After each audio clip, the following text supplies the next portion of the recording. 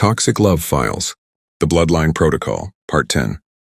The last place she remembered. Her sister's point of view. The rain on the windshield sounded like fingers tapping. Too fast, too frantic. She wasn't driving. She wasn't even sure how she got into the passenger seat. Everything was foggy, out of order, like her memory had been dipped in cold water. The first thing she became aware of was the smell.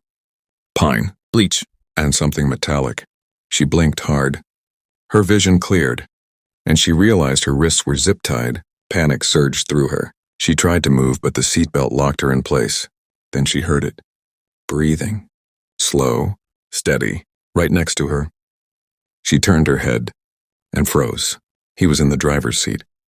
The man her sister thought she knew. Except now his face was different. No smile. No softness. Just a cold, calculated calm, like he'd finally stopped pretending.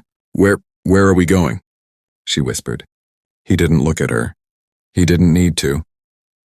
You weren't supposed to be home, he said quietly. And you weren't supposed to see me. Her heart pounded against her ribs.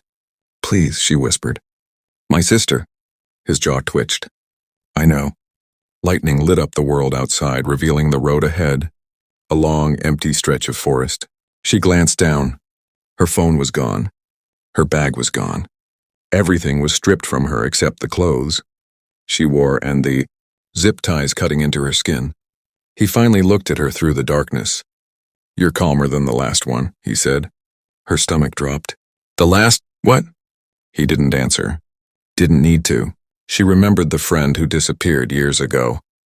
Her sister had cried for months, filed a missing persons report, said something didn't feel right about the guy her friend had been dating. A guy who vanished the same week she did. The same guy, now sitting inches away. Her breath shook. You don't have to do this, she whispered. He chuckled under his breath. Not amused. Almost offended. It's already done, he said. She forced herself to breathe slowly. Think. Work the zip ties. Look for gaps. Find an angle. She subtly twisted her wrists, feeling the plastic dig deeper into her skin. Blood. Warm. Sticky. Good. Pain meant progress. She glanced at him again. Something was different now that his mask was gone. His eyes weren't angry. They were empty. He shouldn't have known you'd be there tonight, he said. Her pulse spiked. Known who? She whispered. Thunder exploded across the sky. He didn't answer. Instead, he said something even more terrifying. You weren't part of the plan, but you'll lead her right where she needs to go. Her breath caught. Where are you taking me? He exhaled slow, like the question bored him. To the place she forgot, he said. She swallowed hard. What place? He looked at her, dead-eyed. The place she buried in her memory. Her vision blurred with tears. Then she realized something that turned her blood to ice. This wasn't just about her.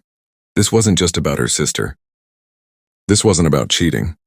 This wasn't about a relationship. This man had been circling their lives for years, and now he was taking her somewhere her sister had been once before, somewhere connected to the woman who disappeared, somewhere her sister had blocked out, somewhere she never wanted to see again. A place tied to the first victim, and maybe the second. Lightning flashed again. He whispered, We're almost there. To be continued?